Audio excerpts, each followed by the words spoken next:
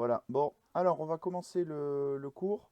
Alors, avant toute chose, je vous rassure, je suis en train de filmer ce que je vous projette. Ce qui fait que de toute façon, je sais qu'il y a des problèmes de connexion et de déconnexion intempestive. Le cours, je le mettrai en ligne, le cours vidéo, de façon à ce que vous puissiez y accéder, même si vous avez eu des problèmes de connexion ou quoi que ce soit. Alors pour commencer, on va commencer tranquillement avec donc le cours d'aujourd'hui qui est modéliser une transformation chimique.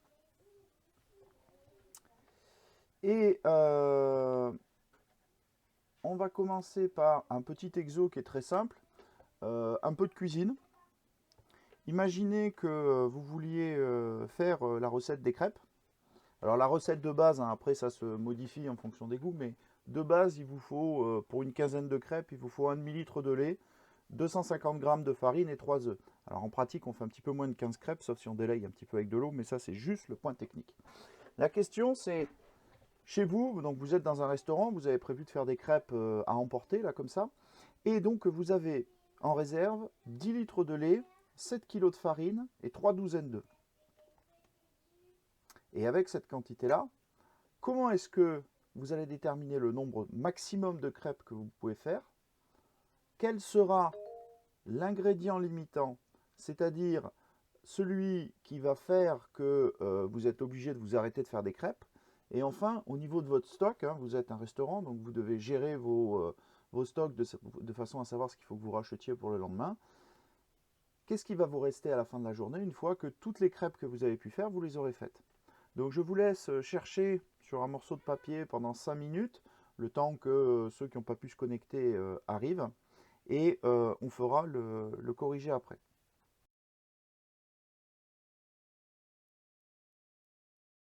Et on va commencer à corriger cet exercice, alors qui est un exercice de mathématiques, hein, plus que de physique, qui n'a pas de difficulté particulière, si ce n'est qu'il faut comprendre comment, par où on prend les choses. Alors, la première chose qu'on va faire, ça va être de commencer à essayer de poser la question. On nous dit que pour faire 15 crêpes, il faut un demi-litre de lait. Du coup, si on a 10 litres de lait, on va pouvoir faire un nombre de crêpes qu'on ne connaît pas, mais qu'on va noter n lait. Bon, maintenant, c'est un produit en croix. Donc, la quantité de crêpes qu'on va faire grâce au lait, ça va être 15 fois 10 divisé par un demi, donc divisé par 0,5. Et donc, on découvre on calcule que le lait nous permet de faire, en théorie, 300 crêpes. On fait la même chose avec la farine. Donc, il nous faut 250 g de farine pour faire 15 crêpes. Nous, on en a 7 kg. Ce qui veut dire qu'en tout, on peut faire 15 fois 7, divisé non pas par 250, mais on a fait la conversion en kilogrammes, donc par 0,25, ce qui nous fait 420 crêpes. Donc vous voyez déjà qu'on fait plus de crêpes avec la farine qu'avec le lait. Enfin, les œufs, on nous a dit qu'il y en avait 3 douzaines. J'ai fait exprès de prendre un terme inhabituel. Ces 3 douzaines correspondent à par exemple 3 moles si on faisait de la chimie. Donc on sait exactement combien on a d'œufs, 3 douzaines, ça fait 36. Il nous faut 3 œufs pour faire 15 crêpes. Donc au final, avec les œufs, on va faire 15 fois 36 divisé par 3, soit 180 crêpes. On voit ici que on fait plus de crêpes avec la farine qu'avec le lait et les œufs, mais bien sûr, avec ces quantités-là, on n'arrivera pas à faire les 420 crêpes de la farine. On n'arrivera pas non plus à faire les 300 crêpes du lait. Les seules crêpes qu'on va pouvoir fabriquer, ce sont celles qui auront les œufs. Et donc, on fera au maximum 180 crêpes. Maintenant, donc, on a la réponse sur le nombre de crêpes qu'on va faire. L'ingrédient limitant, ce sont les œufs. À partir du moment où il n'y a plus d'œufs, il n'y a plus de crêpes. Et donc, une fois qu'on a fait ces 180 crêpes en fin de journée, on n'a plus d'œufs. Donc à la fin de la journée, 0 œuf. Il ne nous reste plus qu'à compter le nombre, la quantité de farine et de lait qui nous reste. Pour faire ça, on prend la quantité de lait initiale, on avait 10 litres, et on va retrancher la quantité de lait qui a été nécessaire pour fabriquer ces 180 crêpes. Ce qu'on sait, c'est que la recette nous donne les crêpes 15 par 15. Donc on va regarder combien de fois on fait la recette. Et pour regarder combien de fois on fait la recette pour arriver à 180 crêpes, on fait 180 divisé par 15. 180 divisé par 15, alors vous ne le faites pas forcément de tête, ça fait 180 divisé par 5, ça fait 36, divisé par 3, ça fait 12. Voilà. Fois 0,5, ça fait 6. Et donc 10 moins 6, ça fait bien 4 litres de lait. À la fin de la journée, il nous reste 4 litres de lait. Ce qui veut dire que si on veut refaire 180 crêpes l'autre journée, il nous suffit juste de racheter 2 litres de lait au final. Ensuite, au niveau de la farine, le calcul, c'est le même. Le 180 divisé par 15, c'est là encore le nombre de fois où on va faire la recette. Donc là, la valeur est la même. Sauf que cette fois-ci, on utilise 250 g de farine. Donc on multiplie par 0,25. Et à la fin de la journée, il nous reste 5,5 kg de farine. Alors ça, c'est un exercice relativement classique en mathématiques, tel quel, vous n'allez pas le retrouver en maths. Mais en fait, si je l'interprète comme ça, c'est parce que derrière, ça va nous permettre de voir que, au final, les réactions de transformation chimique, c'est pas quelque chose de complètement nouveau, même si ça utilise des termes avec lesquels vous n'êtes pas habitué.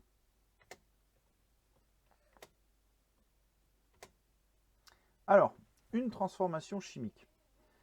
Au niveau de la définition, c'est celle que je viens de marquer là, c'est-à-dire qu'une transformation chimique, c'est n'importe quelle transformation au cours de laquelle vous avez des substances qui disparaissent et des substances qui apparaissent.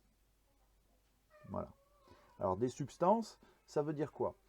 Ça veut dire que par exemple, quand on fait bouillir de l'eau, on ne peut pas dire que c'est une transformation chimique. Dans votre casserole, vous avez de l'eau liquide, vous la faites bouillir, vous faites de l'eau vapeur.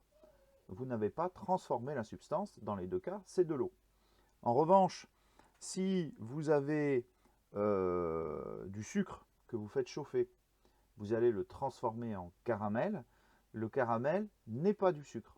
Là, vous avez une transformation chimique. Et ainsi de suite. Et au niveau des termes, tout à l'heure, je vous parlais d'ingrédients. Maintenant, on a la notion de réactifs et de produits. Les réactifs, ce sont les ingrédients dans une recette de cuisine. Les produits, c'est ce que vous allez fabriquer. D'accord? Donc ici, nos réactifs pour nous, ce sont la farine, le lait, les œufs. Les produits, ça va être les crêpes. Alors je fais un petit retour sur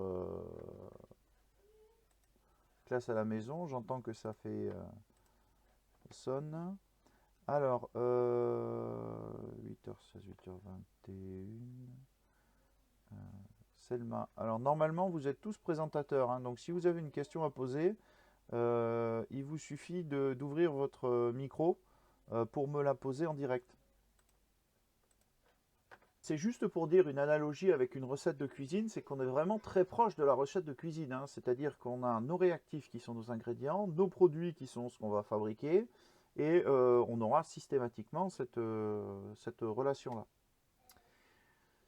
Si je prends cet exemple de phrase, donc la combustion du butane. Alors le butane, c'est ce que vous allez trouver dans les bouteilles de gaz que vous avez par exemple dans votre barbecue à gaz dans le jardin. Ce sont les bouteilles que vous achetez qui font une dizaine ou une quinzaine de kilos.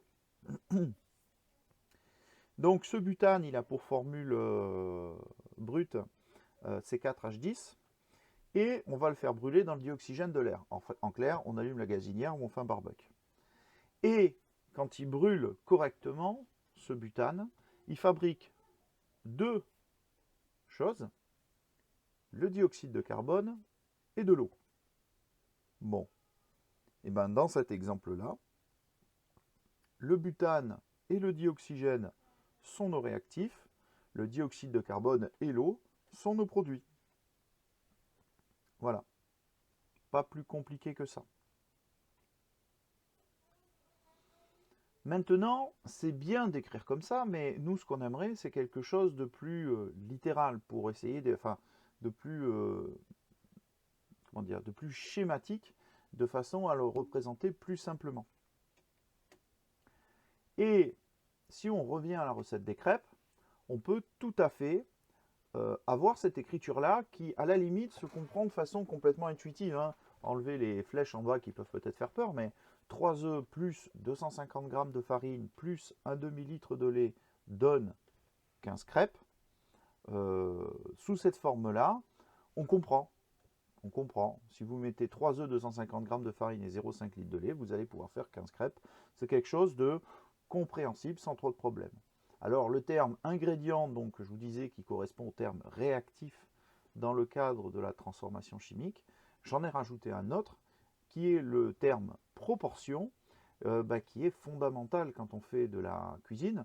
C'est que si je vous dis pour faire des crêpes, il vous faut des œufs, de la farine et du lait, et que vous n'avez jamais fait de crêpes de votre vie, vous avez une chance sur deux de me faire une pâte à gâteau en mettant tout simplement pas suffisamment de lait ou alors en mettant trop de farine. Il faut absolument donner les proportions. Et ces proportions, quand vous faites de la cuisine, vous avez simplement deux façons de les connaître. La première, ça va être d'avoir de l'expérience et donc d'avoir déjà fait cette recette. Et la seconde, c'est d'avoir le mode d'emploi que vous êtes allé récupérer sur Marmiton, sur n'importe quel livre de cuisine. Sans ça, vous ne pouvez pas les deviner à partir de rien. Et c'est ça qui va faire la grande différence avec la transformation chimique. Alors avant ça, je vais vous montrer qu'effectivement on peut le faire. Hein. C'est-à-dire que dans un premier temps, on peut écrire butane plus dioxygène donne dioxyde de carbone plus eau. Mais on peut l'écrire plus proprement sous la forme C4H10 pour le butane, O2 pour le dioxygène, CO2 pour le dioxyde de carbone et H2O pour l'eau. Et donc on retrouve nos termes réactifs et produits. Donc voilà pour la première étape, il n'y a rien de vraiment difficile. C'est ensuite que ça va devenir intéressant. Sauf que pour la suite, il va falloir revenir au fondement de ce qu'est la chimie et de qu'est-ce qui a fait passer la chimie, de la chimie actuelle qu'on connaît, à son ancêtre, que vous connaissez peut-être. Donc s'il y en a qui connaissent le nom du précurseur de l'alchimie, vous pouvez y aller, vous pouvez répondre direct. Hein.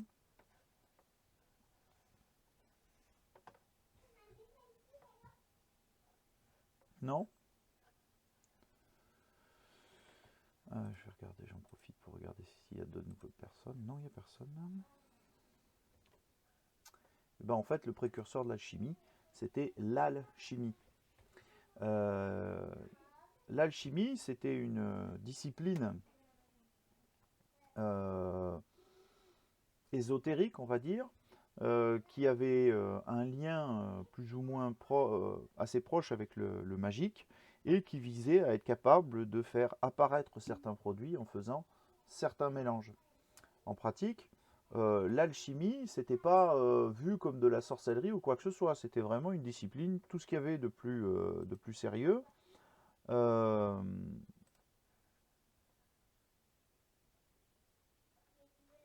C'est-à-dire que des scientifiques comme par exemple Newton, donc Newton quand même en matière de scientifique il se pose là, hein, le mouvement des planètes, les forces, le calcul mathématique c'est lui, on verra qu'il a eu aussi son mot à dire sur la lumière dans un chapitre, donc un vrai scientifique du XVIIe siècle.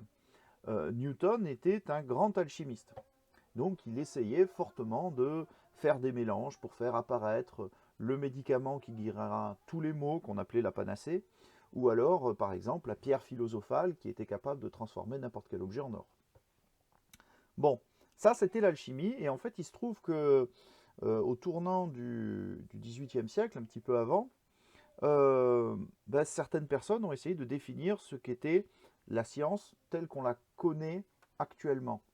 Et parmi eux, un Français, Lavoisier, a fait certaines expériences et est parti d'un principe qui va poser les bases de la chimie, c'est que rien ne se perd, rien ne se crée, tout se transforme. Donc ça, c'est le genre de phrase que vous avez déjà entendu au cours de physique-chimie, que vous avez peut-être vu accroché quelque part sur les murs d'une salle de cours. Et c'est vraiment la base de la chimie. Qu'est-ce que ça veut dire? Ça veut dire que ça ne sert à rien à partir d'une masse, je ne sais pas moi, de 500 grammes d'élément A et de 500 grammes d'élément B, ça ne sert à rien d'essayer de produire plus de 1 kg d'un autre élément. C'est-à-dire que pour Lavoisier, la masse se conserve. Quand vous faites une réaction chimique, il y a autant de masse au départ qu'à la fin. Et ça, c'est une expérience qui est totalement contre-intuitive à l'époque, parce que si vous prenez ne serait-ce qu'une grosse bûche en bois, vous la mettez dans la cheminée, vous la faites brûler toute la nuit. Le lendemain matin, il ne reste que des cendres. Et si vous avez mis une bûche de 5 kg la veille, le lendemain matin, vous avez 500 grammes de cendres. Vous avez perdu, vous n'avez plus que 10% de la masse d'origine. Avant, on disait que c'était quelque chose, c'était de la substance calorifère qui avait disparu, qui s'était diffusée dans la pièce sous forme de chaleur. Lavoisier dit non. Si jamais la masse a changé, c'est qu'il y a quelque chose qui est parti et qui pesait les 9,5 kg qu'on a fait disparaître ensuite. Et son intuition était bonne, parce qu'en fait, quand on fait brûler du bois, ce qui se passe, c'est que vous avez le dioxyde de carbone qui est produit, qui part dans la cheminée, qu'on ne peut pas récupérer. Vous avez la vapeur d'eau qui est produite, qu'on ne peut pas récupérer. Et en plus, dans votre expérience, vous ne prenez pas en compte le dioxygène de l'air qui est consommé lors de la combustion de la bûche. Et donc, il a essayé de mettre en place une expérience qui permettait d'identifier ça. En clair, il a fait brûler un morceau de bois dans une enceinte en verre qui était complètement fermée, et il a notamment montré que la masse ne changeait pas. Mais nous, ça a un impact un petit peu supérieur, parce que depuis Lavoisier, on sait que les atomes existent, et en chimie, il y a un principe maintenant qui est le principe, disons, plus récent, c'est que les atomes ne se transmutent pas. Ça veut dire quoi? Ça veut dire que la pierre philosophale ne peut pas exister. Vous ne pouvez pas avoir un atome de fer, par exemple, qui va se transformer en atome de carbone. Ce n'est pas du ressort de la chimie. Alors, depuis, on sait le faire, hein, c'est ce qu'on appelle une réaction nucléaire, mais ce n'est pas de la réaction chimique. Les éléments ne changent pas. Ça veut dire que si vous avez un atome de carbone en début de réaction, vous avez toujours cet atome de carbone en fin de réaction.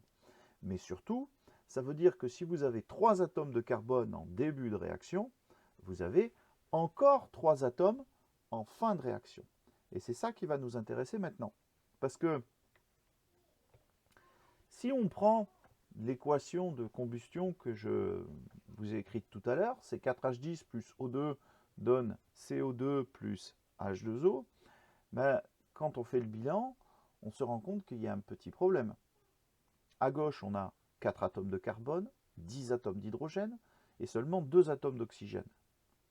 À droite, on a un atome de carbone, 2 atomes d'hydrogène et 3 atomes d'oxygène.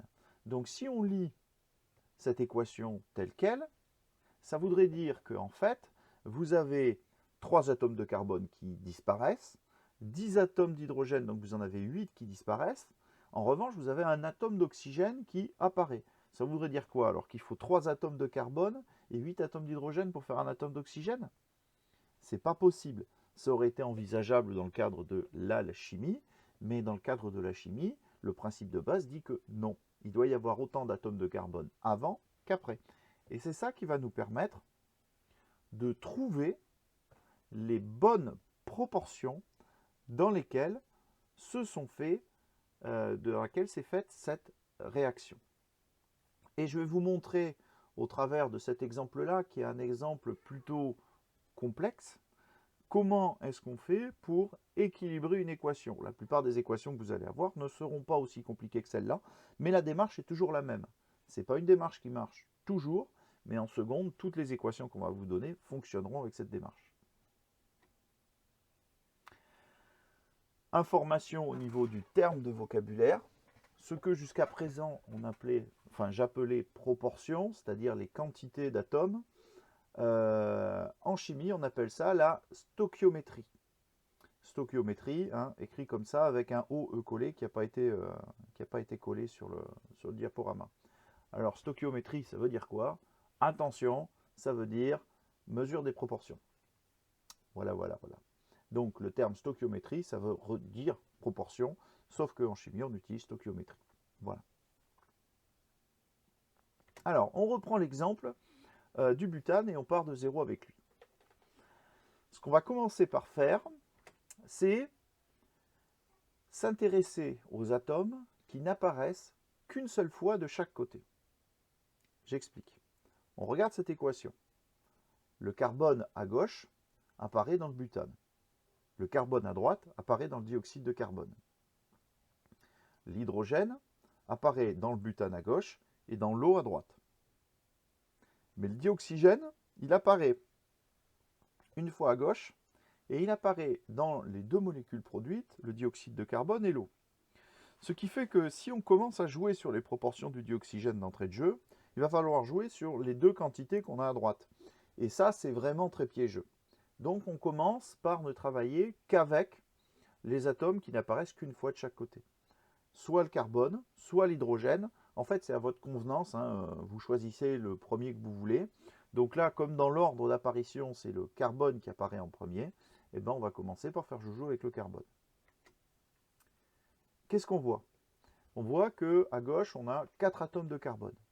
Comme on a 4 atomes de carbone à gauche, on va rajouter un 4 devant le dioxyde de carbone, parce que si on veut respecter les proportions, ça veut forcément dire qu'on fabrique 4 molécules de dioxyde de carbone. Attention, on ne peut pas le mettre en indice derrière le C dans le dioxyde de carbone, pour une raison simple, c'est que CO2 et C4O2 ne sont absolument pas la même molécule. Donc, on va juste le garder devant pour dire qu'on va faire 4 molécules de dioxyde de carbone avec cette molécule de butane. Maintenant, on s'intéresse à l'hydrogène. On voit que dans le butane, il y a 10 atomes d'hydrogène, mais on voit aussi qu'une molécule d'eau nécessite 2 atomes d'hydrogène. Ce qui veut dire qu'avec 10 atomes d'hydrogène, on ne peut fabriquer que 5 molécules d'eau. Maintenant que ça c'est fait, on a une équation qui est équilibrée pour le carbone et pour l'hydrogène. On va maintenant s'intéresser à l'oxygène, en faisant en sorte de ne pas toucher les proportions qu'on a déjà définies, c'est-à-dire le 4 et le 5. Qu'est-ce qu'on fait? Eh bien, on compte le nombre d'atomes d'hydrogène d'oxygène qui sont apportés par le dioxyde de carbone. 4 fois 2, ça fait 8 atomes d'oxygène. De même, on va compter le nombre d'atomes d'oxygène qui sont apportés par l'eau. Ben là, il n'y en a que 5. Donc 8 plus 5, ça nous fait 13 atomes d'oxygène à droite. 13 atomes d'oxygène à droite. Maintenant, on va regarder à gauche. À gauche, on a du dioxyde de carbone. On peut les apporter que 2 par 2. Donc si on fait notre calcul, par combien il faut multiplier 2 pour avoir 13? On a 6,5. 6,5 dans notre tête, c'est 13,5, donc c'est la raison pour laquelle j'écris la fraction 13,5 dans cette équation.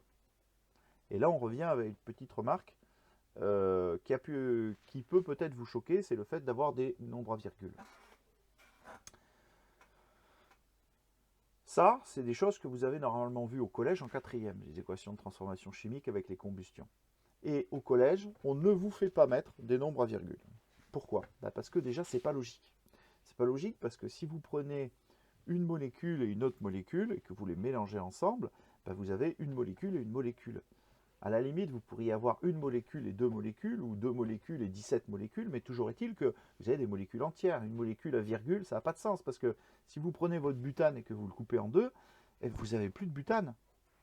Donc, si on réfléchit au niveau de la molécule, le terme 13,5 n'a pas vraiment de sens. Ça voudrait dire 6 molécules de dioxygène et un atome d'oxygène tout seul, mais un atome d'oxygène tout seul n'a pas du tout les propriétés chimiques d'une molécule de dioxygène. Ce qu'il faut voir, c'est que quand on fait de la chimie, on ne manipule jamais atome par atome. Ce qu'on manipule, c'est des grandes quantités, hein, c'est toujours des milliards, de centaines de milliards, et ainsi de suite, et que globalement, à cette échelle-là, faire la moitié, ça tombe toujours sur un nombre entier. Voilà, c'est-à-dire qu'on ne va pas se préoccuper du demi. On se dit que la quantité est telle que de toute façon 13 demi, ça fera toujours référence à un nombre de molécules entières. Et c'est là où c'est un petit peu éventuellement compliqué à comprendre. Mais voilà, gardez en tête le fait que vous n'êtes pas obligé d'avoir des nombres entiers dans une équation. Mais si jamais ça vous gêne trop, vous avez la possibilité de tout multiplier par 2. Si vous prenez 2C4H10 plus 13O2, ça va vous donner 8 molécules de dioxyde de carbone et 10 molécules d'eau. Voilà. Et là-dessus, il n'y aura pas de difficulté particulière. Vous aurez des nombres entiers et ce sera une solution qui sera tout à fait satisfaisante. Pour moi, en contrôle, si jamais on refait un contrôle d'ici le retour, ou pour vous, du point de vue des attendus des programmes. Si ce n'est que nous, on nous demande de vous présenter des équations stoichiométriques dans lesquelles vous avez des coefficients qui sont à virgule. Voilà. Si on revient sur mon site, je vous propose 2 exercices. Donc le premier, je vais le remettre sur la présentation, ce sera plus visible. Donc la première avec le propane. Alors le propane, c'est un gaz, là aussi, de combustion. De toute façon, les deux exemples, c'est de la combustion. Le propane, c'est si vous habitez dans une villa, c'est la cuve de gaz que vous avez à l'extérieur. Le propane est un gaz qu'on va plutôt stocker à l'extérieur pour une raison simple, c'est qu'il a une température de liquéfaction qui est plus basse que celle que le butane. Et donc quand il fait très froid, le propane reste gazeux, et donc on peut continuer à l'utiliser même en période de froid. Pour l'octane, peut-être que ceux qui font un peu de mécanique le connaissent. L'octane, c'est un des composants de l'essence. Si votre voiture roule pas au diesel et qu'elle roule à l'essence, quand il y a marqué sans plomb 95, sans plomb 98, c'est en fait l'indice d'octane, c'est-à-dire la proportion d'octane que vous avez à l'intérieur pour que la combustion se fasse correctement. Voilà. Donc, pour la petite histoire, maintenant ce que je vous demande, c'est que je vais vous laisser 5 minutes, le temps de démarrer ma tablette pour faire le corrigé à la main, pour essayer d'écrire ces équations et de les équilibrer en utilisant le même exemple que ce que j'ai fait sur le butane.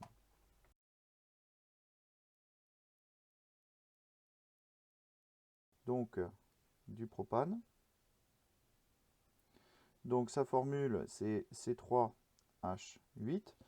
Donc là aussi, le propane, par rapport au cours qu'on a fait la dernière fois, vous pourriez même établir sa structure électronique, enfin sa formule développée, pardon, excusez-moi.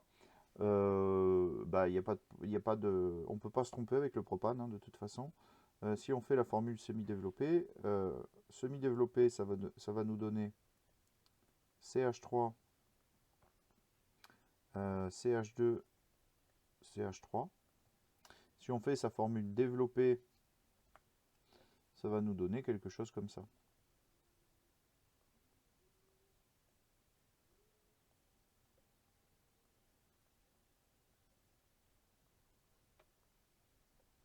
Clac.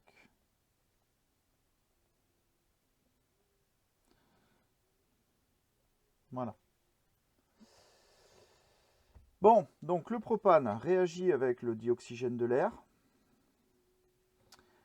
Donc O2, pas de problème. Si on écrit la formule, ça nous fait C3H8 plus O2 donne, et on nous dit que ça nous donne du dioxyde de carbone plus de l'eau. Voilà. Alors on va commencer comme tout à l'heure par le carbone. Ici on a 3 atomes de carbone. Donc on va mettre un 3 là. Dites-moi hein, si vous ne voyez pas le tableau blanc normalement. Si on voit, c'est bon. Super, On merci. voit, bon. Merci. Ensuite, du coup c'est 4 pour l'eau, tout à fait. Et enfin, la dernière chose à calculer, c'est pour le dioxygène. 3 fois 2, ici on en a 6. 4 fois 1, ici on en a 4. Donc en tout, à droite, on en a 10. 10 pour arriver, comme on en a 2 ici, ça nous fait 5. Ok? Étape suivante, pour l'octane. Sa formule, c'est C8H18. Même écriture. Alors l'octane, c'est comme le propane. Hein, vous faites des C les uns à la suite des autres. Vous en mettez 8 à la suite et après vous mettez les hydrogènes autour. Donc ça nous fait C8H18 plus O2. Toujours du dioxyde de carbone et de l'eau. Et même démarche que tout à l'heure. 8 CO2 plus 9 H2O. Tout à fait. Alors, 8 CO2. On a ensuite 9 H2O. Et donc, dernier calcul, c'est pour les oxygènes. Ici, on en a 16. Là, on en a 9. Ce qui fait 27. 27, je fatigue moi. Ce qui fait 25. Et donc, pour arriver à 25, il nous en faut 12,5. Voilà. Donc, soit on met 12,5, soit on met 25 demi. Voilà. Donc, voilà l'essentiel que vous avez à connaître sur les équations de combustion. Alors, pour aller plus loin et pour vous entraîner dessus, je vous ai bien sûr donné d'autres exercices. C'est ce que je vous propose sur mon site. Alors tiens, c'est étonnant, j'étais sur l'avant-mis. Donc dans la partie seconde, transformation de la matière, vous avez la totalité du cours, là pour le coup. Donc le cours sur les molécules dont je vous avais parlé en début d'heure. La partie du cours, mais version écrite. Les équations de réaction qui sont écrites ici, là vous retrouvez mon exemple que je vous ai donné. Le vocabulaire, c'est aussi pour ça que je ne me suis pas trop inquiété, hein, c'est que tout est écrit déjà sur le site. Et donc maintenant, un exercice que je vous laisse faire chez vous, c'est celui-là qui correspond à l'exercice 30, page 158 du livre. Voilà. Vous pouvez essayer de le faire, sachant que je vous ai proposé le corriger, donc il suffit de cliquer pour avoir les bonnes réponses. Il est possible que vous n'ayez rien à mettre dans une case si le coefficient stoichiométrique c'est 1. Vous l'avez remarqué, vous n'avez peut-être pas tiqué dessus, mais en chimie, quand on a juste un terme 1, on ne le précise pas, parce que si c'était 0, de toute façon, l'ingrédient ne serait pas présent, et si c'était supérieur à 1, ce serait marqué. Donc le 1 est sous-entendu, ce qui fait que là, par exemple, dans le premier où CO plus O2 donne CO2, par exemple, CO vient une seule fois, et donc on laisse juste CO. Voilà. Donc au niveau du cours, c'est terminé.